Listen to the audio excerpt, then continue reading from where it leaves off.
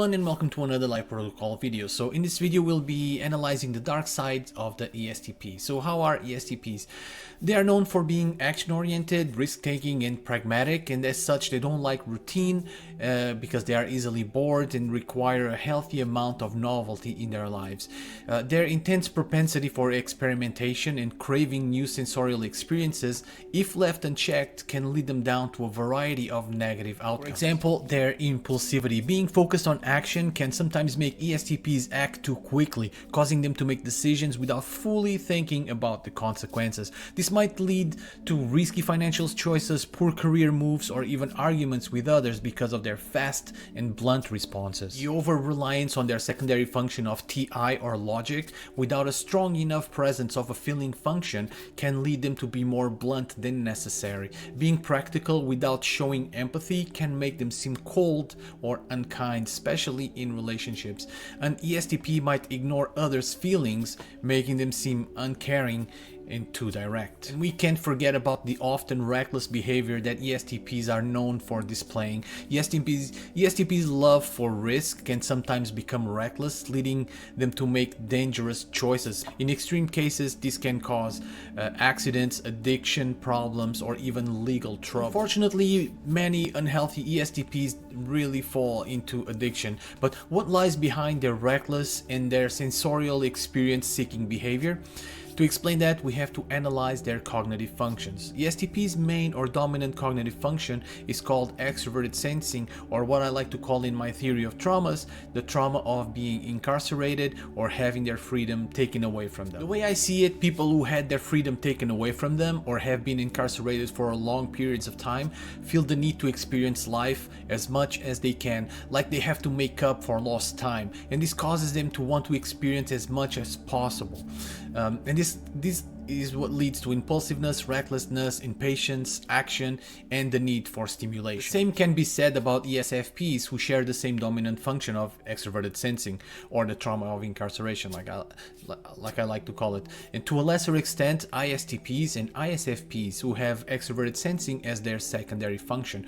All these four types have a tendency to want to experience sensorial experiences more than all of the 12 remaining types of the Myers-Briggs, and the SE is the reason why. Today we are focusing on the ESTP, so let's continue exploring their mind more in depth. SE, or the trauma of incarceration, even though is their dominant function in the majority of what governs their decision making, it's not the only guiding force. ESTPs have introverted thinking, or TI, as their secondary function. And in my theory of traumas, TI is characterized as the trauma of injustice. People who experience injustice have an underlying need to enforce the truth. This need becomes part of their identity, influencing their behavior. They become more sensitive and aware of dishonesty or injustice in any form, pushing them to take an active stance to defend what is true, even if it means challenging or confronting difficult situations. This drive leads high TI people to seek transparency and truth as a means of first satisfying their personal need for truth and clarity, but also to restore a sense of normality to the world. ESTPs are extremely proficient in calling out bullshit, and they don't shy away from conflict when they sense dishonesty and deception. Now, they don't do it because they want to prove that they are smarter or superior to others. They feel it in their core, like it's their duty to do so. Their need for clarity and truth is so overwhelming that it doesn't allow, or at least makes it very difficult, for any type of sugarcoating or smoothing of their narratives. When we understand the underlying guiding factors of how the ESTP mind works, it becomes easy to identify the extremes their minds are capable of reaching. So considering what we discussed about their SE, trauma of incarceration, and TI, trauma of injustice, it's easy to assume that at their most unhealthy state, ESTPs can be reckless, impulsive, and cold-hearted. Strong desire for new experiences can lead them to take risks without pondering the consequences.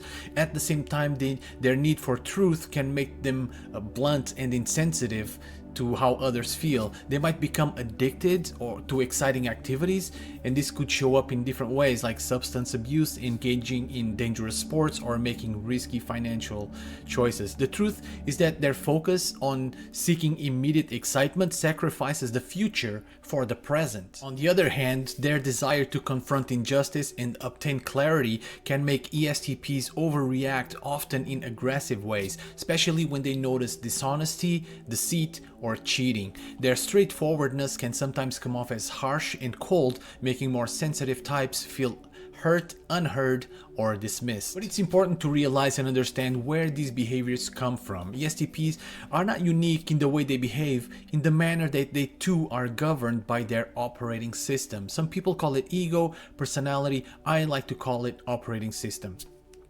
But it doesn't really matter what we call it. The fact of the matter is that somehow these behaviors arose in humanity. I happen to think that traumas are behind these so-called behaviors, because only strong enough or overwhelming feelings have the potential to carve a permanent indentation on the mind that is able to cross generational boundaries.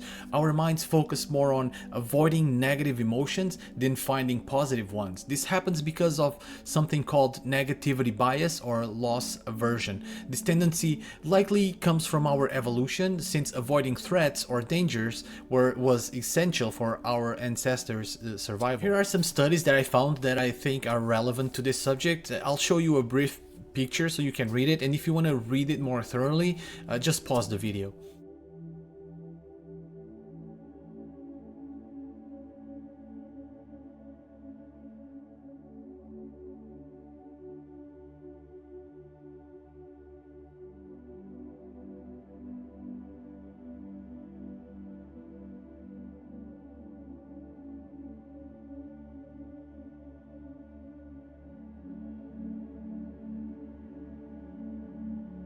Now, does this mean that my theory of traumas is correct? Absolutely not. I believe in the scientific method, and I wish someone smarter and with more resources than me would conduct the appropriate tests and research to prove it or disprove it.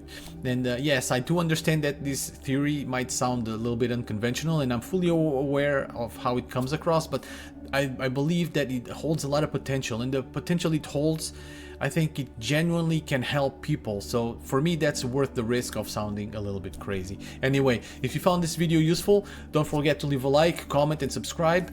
Until next time, take care. If you liked the video, please consider leaving a like and subscribing. That will allow us to keep making more videos like this. For more related content, please click on one of the suggested videos.